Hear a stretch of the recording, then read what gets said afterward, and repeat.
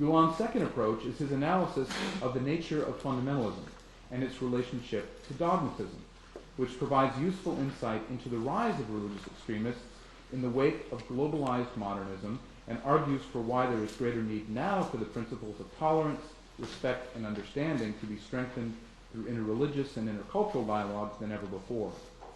Ironically, atheism and fundamentalism are very similar in one important respect. They both reject the possibility that religion is a phenomenon of life. That is to say, that religious communities and beliefs grow and develop and must necessarily operate imperfectly under the conditions of existence.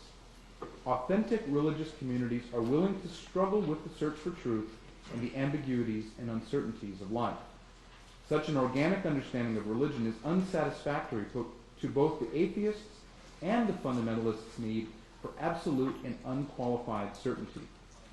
For Gülen, atheism and religious fundamentalism, understood as fanaticism, are both created by ignorance. Atheism by the lack of religious education and fanaticism by the lack of scientific education. This ignorance is one of the key reasons why education plays such a central role for Gülen and his movement. Hakim Agai has described this crucial role of education, stating that for Gülen, quote, education has always been seen as a means to ensure one's own salvation and the salvation of others, end quote. Gülen's understanding of fundamentalism is that it is a fanatical and dogmatic adherence to a belief. His main point here is that dogma itself, understood neutrally as religious doctrine, is not the problem so much as dogmatism. In other words, being dogmatic about dogma. Over the last half-century in America, Christian extremism has had a fertile field in which to grow, sown by fundamentalism, both of the ecclesial and the biblical type, and fertilized by religious nationalism. Fundamentalism is fundamentally parasitic. It is the flattened distortion of an original religious vision that has been appropriated for political manipulation and repression. Of course, we know that, theologically speaking, religious views comprise the entire spectrum from liberal to moderate to conservative. However, fundamentalism chooses to remove itself from this spectrum altogether in its rejection of ambiguity and reconsideration. Within the fundamentalist framework, one doesn't arrive at a position through discernment and growth on a spiritual journey. Rather, the believer converts and then retreats from engaging reality, seeking refuge behind a bastion of unmovable certainty. Gülen says something similar when he defines fanaticism as insisting on false and blind persistence. Fundamentalism, by elevating politically conditional definitions of community to unconditional importance, not only chokes off life, but commits idolatry. The militant inflexibility of fundamentalism and religious fanaticism leads its followers to inevitably sanction force and violence in the name of protecting the faith.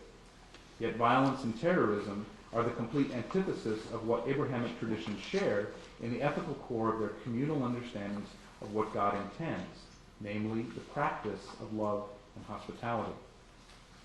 Finally, and maybe most importantly, is Gülen's third approach, his vision of how the practice of tolerance of the other needs to be a component of one's own religious devotion. Gülen argues that the true marks of religion, as the connection between humanity and God, should be to benefit all people, not sanction discrimination and violence. Here he is at his most poetic when he connects the religious dimensions of love with the ethical obligations of tolerance and concern for the other. For Gülen, dialogue, tolerance, and trust reinforce each other. Tolerance is the acceptance of differences that arise from dialogue in order to further the wider goals of cooperation. Tolerance is based on the idea of charity or love, and therefore is a duty to God. In the spirit of a Sufi mystic, Gülen will also often describe this love as the greatest human power for relating to God and for relating to each other, demonstrating through his own generosity to others how tolerance is seen as a necessary expression of that power and relationship. Love for Gülen is a self-sacrificing action that is motivated by obedience to God and the desire to promote the welfare of others. Gülen's understanding of devotion is a type of self-cultivation in which tolerance is developed in order to better the community. Gülen connects tolerance with love because both require genuine feeling for the other. Just as love is an expression of empathetic feeling for the other, Gülen's most recent writings emphasize tolerance as a kind of sympathetic appreciation of the difference and uniqueness of the other. Tolerance, then, for Gülen is both a moral demand by God and an invitation from God to a deeper place of devotion. Hakan Yavuz describes Gülen's thinking this way. The purpose of religion, quote, the purpose of religion and religious ritual is to internalize the Islamic concept of morality, that is, to learn to live in the presence of God, end quote. Without tolerance grounded in love, we cannot be moral creatures. Gülen writes, quote, be so tolerant that your heart becomes wide like the ocean. Become inspired with faith and love for others. Offer a hand to those in trouble and be concerned about everyone, end quote. In Gülen's thinking, there is no greater religious concept than love. There is no greater religious action than love. Quote, love is the most essential element of every being, and it is the most radiant light, and it is the greatest power, able to resist and overcome all else, end quote. True religion is therefore how we move from being merely human to in fact becoming humane. In this way, Gülen teaches, spiritual people are open to the flow of the divine.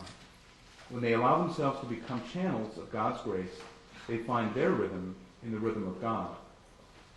Gülen's vision of devotion and tolerance is tied with the Islamic understanding of the importance of education as a necessary component of religious commitment. As we also see confirmed in Gülen's work, the goals of interreligious dialogue are twofold with respect to education and removing ignorance. Interfaith dialogue helps us to experience how we can learn about the religious beliefs and spiritual identity of the other, while at the same time learning more about the religious beliefs and spiritual identity of ourselves. All too often, we have turned God's doorways of invitation into our own barricaded gates of self-absorption. In reading Gülen's work, the lesson I take away and rediscover in my own faith is that as spiritual individuals and as religious communities, the purpose of our religious quest is to find the heart of reality and to learn to truly live in the presence of the divine.